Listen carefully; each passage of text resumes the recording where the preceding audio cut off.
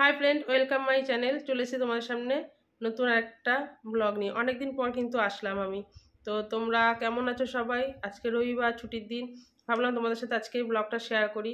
তো আজকে আমাদের বাড়িতে একটা স্পেশাল রান্না হচ্ছে, যেটা করছি আমরা, করছি না, যেটা করছে তোমাদের দাদাভাই মানে আমার হাজব্যান্ড।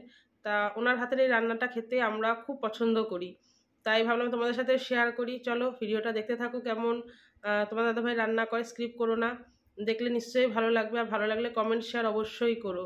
চলো দেখি কি এনেছে বাজার, তোমাদের সাথে তারপরে শেয়ার করছি পুরোটাই। চলো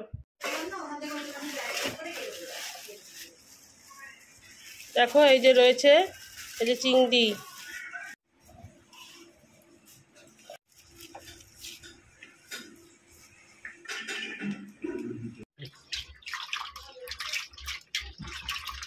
প্রথমে নুনটা মাখিয়ে নিচ্ছি,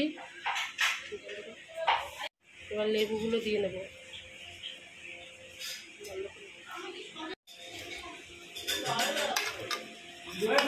নুন আর লেবুটা একটু মাখিয়ে নিয়ে রাখবো মাংসটার মধ্যে।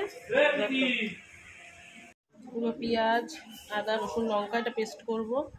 এখানে আলুটা বানিয়ে রেখেছি, আর এখানে আছে হচ্ছে চিংড়ি মাছ। এই চিংড়ি মাছটা এখন বাছতে যাবো না।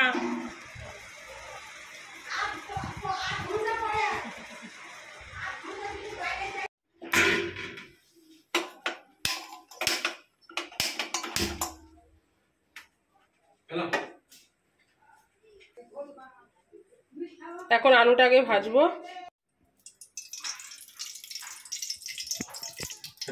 তেলটা দিয়ে দিল। হ্যাঁ হ্যাঁ, নুন হলুদ একটু আগে মাখিয়ে নিই আমরা। আর দিও না হলুদ, পরে একটু মাখিয়ে নিচ্ছি।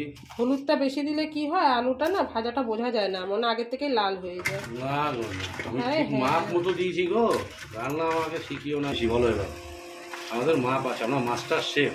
মাস্টার শেফ নাও। তেল গরম হয়ে গেছে কিন্তু।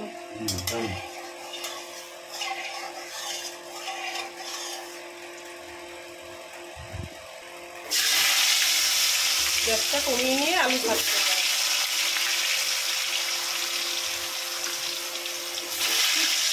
কি করো বন্ধু, ছেলে মানুষ হয়ে কাটতো একটু এরকম সবটাই দিয়ে দাও। আলু আর দিলাম না মানে এতটা তেল দিলে।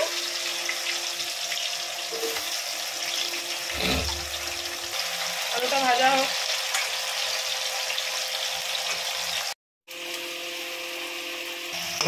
সরু সরু করে পেঁয়াজ আমি কেটেছি তো, তাই মোটা মোটা হয়েছে, সরু সরু হয়নি। এবার পেঁয়াজটা হালকা লালচে করে ভেজে নেবো। বন্ধুরা দেখো, নুন আর লেবুটা মাখানো হয়েছিল মাংসটা, এখন মাংসটা মাখাবে নাও। প্রথমে দিলাম বন্ধুরা টমেটো, তারপরে দিলাম আদা রসুন পেস্ট, লঙ্কা আছে, তারপর দিলাম পেঁয়াজ কুচি,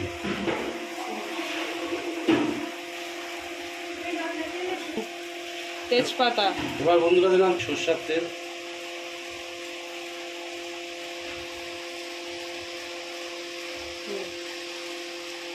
এখন দেবো না? হ্যাঁ দই দাও, দই দিয়ে মাখবে তো একবারে। এবার হলুদ দেবে তো। এবার দিয়ে দেবো একটু হলুদ,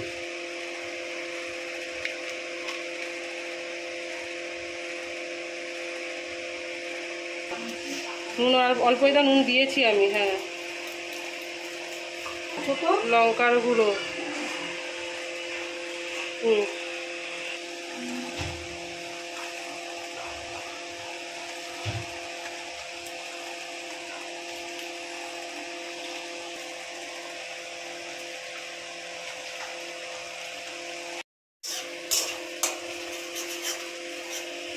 দেখো এখানে পেঁয়াজটা কিন্তু ভাজা হয়ে গেছে প্রায়।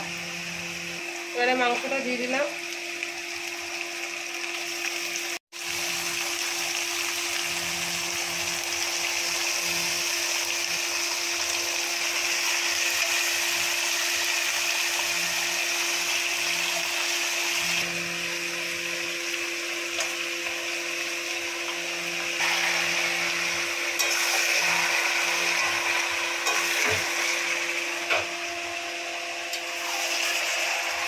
কেটে দিচ্ছে বন্ধুরা, একদিন রান্না করতে দিয়েছি, কেটে দিচ্ছে।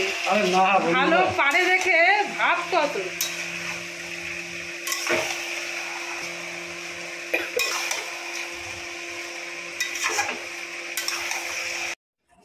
চিংড়ি মাছ হচ্ছে বাছা।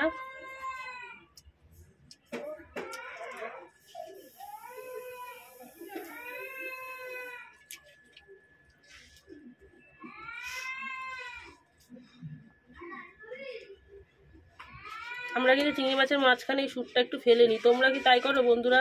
করলে কমেন্ট করো।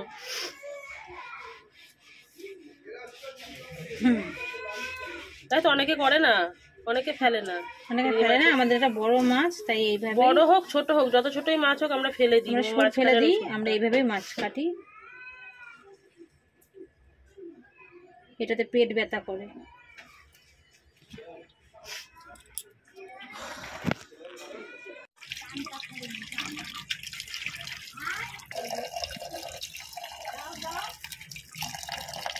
মাছটা ধোয়া হয়ে যাচ্ছে। কষা হয়েছে বন্ধুরা মাংসটা, এবার আলুটাকে দিয়ে আরেকটু ভালো করে কষাবো। এরপর আরো মশলা দেওয়া বাকি আছে বন্ধুরা, একটু ওয়েট করে যাও, সব দেখতে পাবে বন্ধুরা। এবার দিচ্ছি চিকেন কারি মশলা।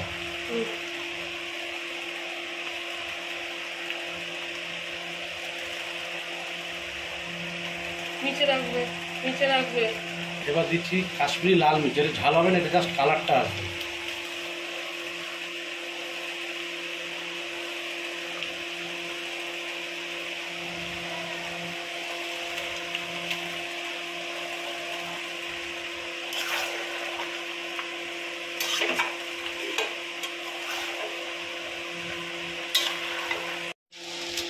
হালকা একটু বাটা তোমার দিয়ে দিবি।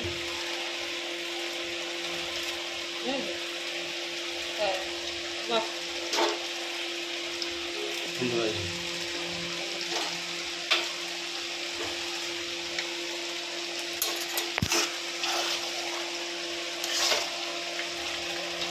বলো মাংসের কালারটা তোমরা বুঝতে পারছো না? এই দেখো মাংসের কালারটা। বন্ধুরা দেখো তোমার দাদা ভাইয়ের মাংস রেডি। দেখো কালারটা কিন্তু একবারে এসেছে। কিছু বলবেন আপনি? বন্ধুরা সবাই খাক, খেয়ে আমাকে কমেন্ট করুক। আমি মাস্টার শেফ। মাস্টার শেফ আমি অনেক জায়গায় বিদেশে গিয়ে রান্না করেছি।